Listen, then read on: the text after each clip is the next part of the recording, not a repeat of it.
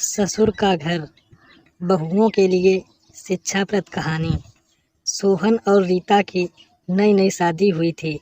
घर में ससुर यानी कि सोहन के पिता सुनील जी और वे दोनों, बस 3 ही लोग थे।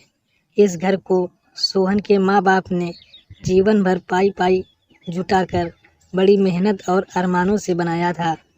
जब सोहन कॉलेज में पढ़ता था तब माँ दुनिया को छोड़कर जा चुकी थी। एक काम वाली बाई शीला बाई थी जो सुबह से लेकर शाम तक उनके घर का सारा काम करती थी। नई नई शादी हुई थी, इसलिए शीला बाई का दिन भर घर पर रहना रीता को अपनी प्राइवेसी में बाधा सा लगता था। इसलिए अब शीला बाई सुबह खाना बनाकर कपड़े और पोछा करने के बाद चली जाती और वापस शाम को आकर खाना बनाती।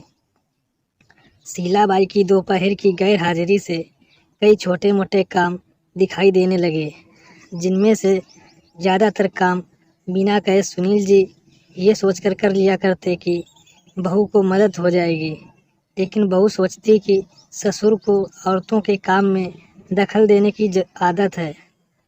एक दिन मौका देखकर रीता ने सोहन से कहा, क्यों ना हम बाबूजी को वृद्धाश्रम भेज दें। सिर्फ एक बार पैसा भरना पड़ेगा और उन्हें भी अपने उम्र के लोगों का साथ मिल जाएगा। हमें भी अपनी प्राइवेसी के बारे में ज़्यादा सोचना नहीं पड़ेगा।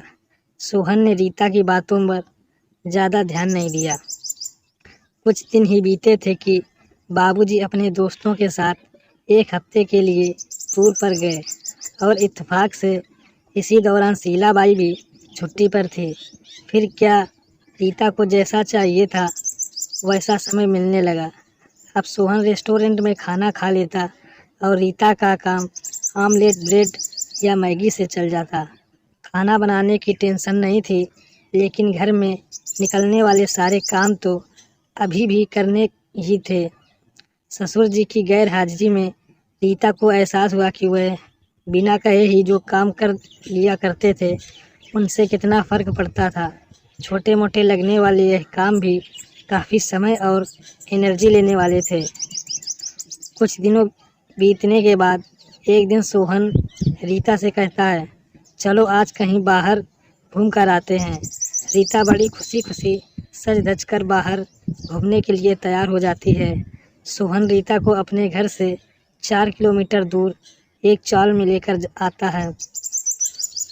एक आदमी सोहन के हाथों में एक चाबी देता है। सोहन उस चाबी को लेकर चाल के एक कमरे का दरवाज़ा खोलता है। कमरा खुलते ही 2 रूम वाले उस छोटे अंधेरे से भरे घर के अंदर सोहन रीता को लेकर जाता है और कहता है, कैसा लगा तुम्हें हमारा नया घर। सोहन कहता है, हम अगले महीने से इसी मकान को भाड़े पर लेकर अलग रहेंगे और अपनी प्राइवेसी का मज़ा भी लेंगे। अभी मेरी आमदनी के हिसाब से हम उसी को अफोर्ड कर सकते हैं। सोहन का यह व्यवहार रीता के समझ में नहीं आया।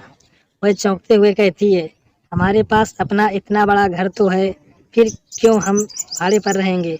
सोहन उसे टोकते हुए कहता है, सोच समझ कर बोला करो, वह घर हमारा नहीं है, वह माँ बाबूजी का है। तुम्हें पास 1 महीना है सोचने के लिए कि तुम्हें आगे क्या करना है। दोनों वहाँ से वापस अपने घर लौट आते हैं। पूरे रास्ते रीता के दिमाग में तरह तरह के विचार चल रहे थे। घर पहुँचते ही उसने सोहन से कहा, माना कि यह घर माँ बाबूजी का है, लेकिन क्या हमारा इस पर कोई हक नहीं है। सोहन ने कहा, बिल्कुल है, लेकिन माँ बाबूजी के बाद जब तक वह हैं तब तक तो नहीं। अगर तुम्हें हक समझ में आता है तो तुम्हें जिम्मेदारियाँ भी समझ में आती होंगी। सिर्फ हक के बारे में सोचकर और अपनी जिम्मेदारियाँ भूलकर स्वार्थी होना क्या भला अच्छा होता है। रीता के पास सोहन के इस सवाल का कोई जवाब नहीं था। वह सोचने लगी कि उसने अपने क्षणिक सुख के स्वार्थ के लिए इतने नीचे गिरकर ऐसी घटिया सोच अपने दिमाग में आने दी। उसे मन ही मन पछतावा होने लगा। रीता सोहन से बोली, मुझे माफ़ कर दीजिए, मैं सच में स्वार्थी हो गई थी, मुझसे बहुत बड़ी गलती हो गई। सोहन बोला, तुम्हें पछतावा हुआ, मेरे लिए यही काफ़ी है। मैं तुमसे नाराज नहीं हूँ। बेटे और बहू का यह वार्तालाप सुनील जी दरवाजे पर खड़े होकर सुन रहे थे। उन्होंने आसमान की तरफ देखा और बोले, भगवान तुम धन्य हो जो तुमने ऐसे बेटे को जन्म दिया है। उन्होंने दरवाज़ा खटखटाया। बहू ने दरवाज़ा खोला तो उनके हाथों में पकड़ी थैली से गरम गरम समोसे की सुगंध उसको आने लगी। ससुर ने अपनी बहू से कहा, वो कोने वाले हलवाई के पास से लाया हूँ, तुम्हें बहुत पसंद है ना। रीता को अपने ससुर के प्रति विचार और ससुर के उसके प्रति उन दोनों का फर्क समझ में आते ही उसकी आंखों में पश्चाताप के आंसू और चेहरे पर अपने परिवार के प्यार के कारण मुस्कान आ गई। दोस्तों, इंसान के दिमाग में दिन भर में हजारों विचार आते हैं, कुछ अच्छे कुछ बुरे, लेकिन किसी भी विचार को शब्दों में परिवर्तित करने से पहले उनको समझना बहुत ज़रूरी है। अक्सर विचार और वास्तविकता एक दूसरे से मेल नहीं खाते हैं। हमारे बुजुर्ग जो हमें बोझ लगते हैं, जिनसे हम बात बात में चिढ़ जाते हैं, और ऐसा इसलिए होता है क्योंकि हम स्वार्थी होकर सोचते हैं और हम उनके योगदान को समझ नहीं पाते। वह हमारे जीवन में बहुत अहम किरदार निभाते हैं।